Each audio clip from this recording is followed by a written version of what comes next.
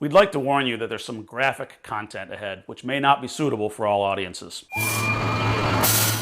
My burn was only a 14% burn, hands and face. 14% doesn't seem like much, but it kept me off work for 7 months, intense hand therapy for 5 months, and scars for the rest of my life. I got to the hospital, they told my family, we literally don't know if he's gonna survive or not.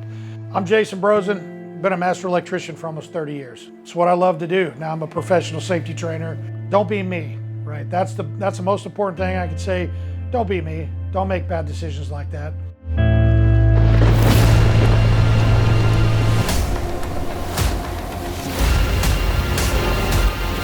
My task for the day was to install a breaker in a 2500 amp piece of gear. It was 12208 equipment, which smashes the common misconception that you cannot have a sustained arc flash at that lower voltage level.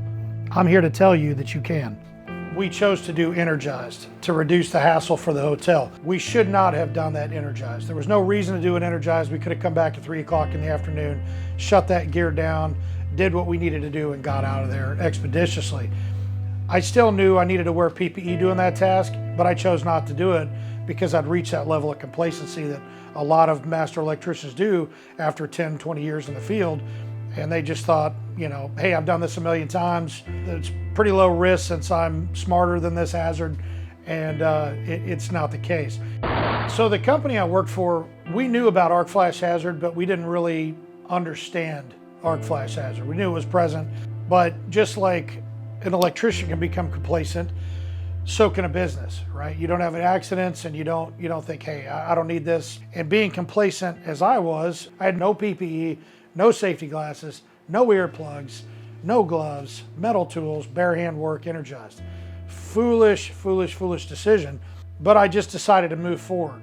So my task to put that breaker in required me to cut some tape off of the energized bus bar. So I made the foolish decision to take my metal utility knife, I leaned in really close and started cutting the tape off of that energized bus bar.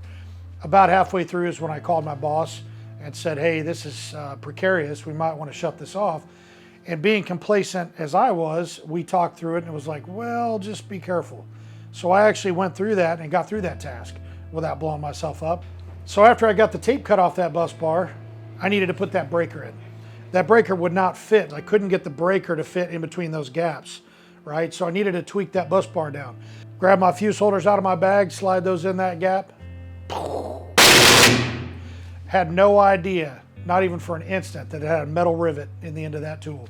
So the arc blast happens after I stick that tool in there. It's in slow-mo. I could feel the cycles, just like that. It's just noise.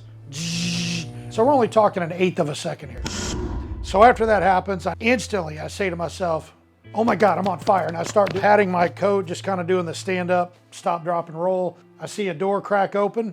As soon as I see that light, I yell out to that guy, am I on fire? So I exit the room, it's full of smoke, I can't see anything. Head to the nearest bathroom, start to gain my senses back, look in the mirror to check out how bad I'm burnt.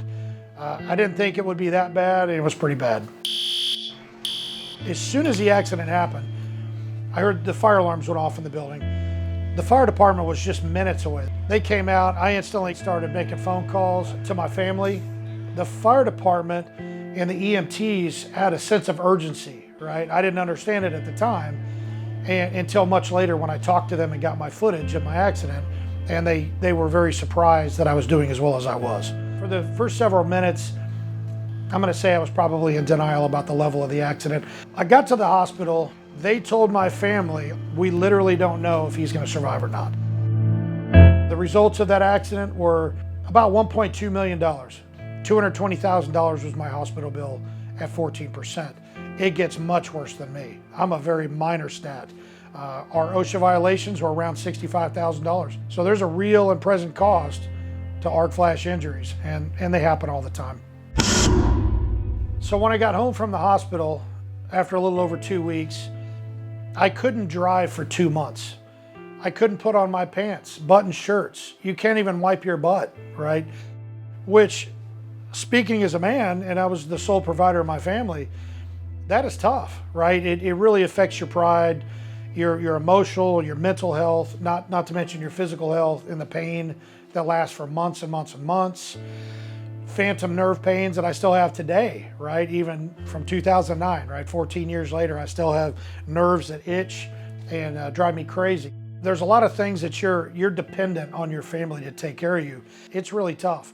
And that's why there's a high level of emotional mental problems that are caused just like combat injuries, right? With arc flash injury. But eventually it led me to what I do today, which is safety training.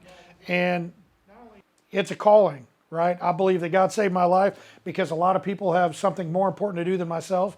Maybe I can be a part of saving their lives, helping people not go through what I went through. I've trained thousands of people. A common misconception I see is when I visit job sites to do audits and do training, I'll ask them to see their PPE. And when they don't have shock and arc flash PPE, which is very common by the way, I ask them, how in the world are you going to keep safe when you're working energized? Well, we don't work energized. Well, how do you check for absence of voltage? Well, we lock it out.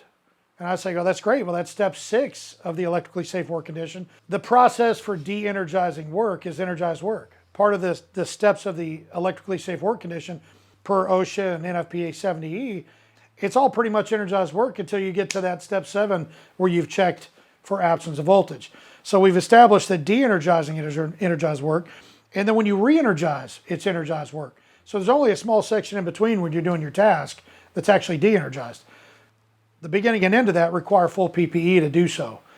When you're out there and you decide not to use your PPE, of course it's easier. Of course it's more efficient, and 99.9% of the time you're going to get through it safe. The problem is, after you've done that, you've trained your brain that it's okay, right? The normalization of that, right? So now, every time you do that task, you're just going to skip your PPE because you said, hey, I survived that.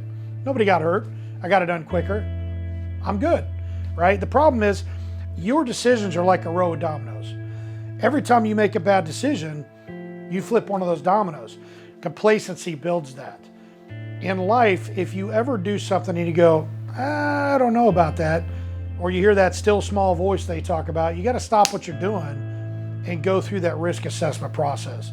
That would have saved me and my family months and years of agony. Most arc flashes are caused by the electrician. Every electrician says, I don't know what happened. It just blew up. But the reality is, you undo a wire, it springs over, you stick a tool in there, something falls in there, you pull a cover and a part falls. It's almost always caused by the electrician. You are the last line of defense in your safety. There is nobody more in charge of your safety, not your boss, not your company. If you make a poor choice, it's going to cost you your life and your family, their provider. Don't be me. That's the most important thing I can say. Don't be me. Don't make bad decisions like that.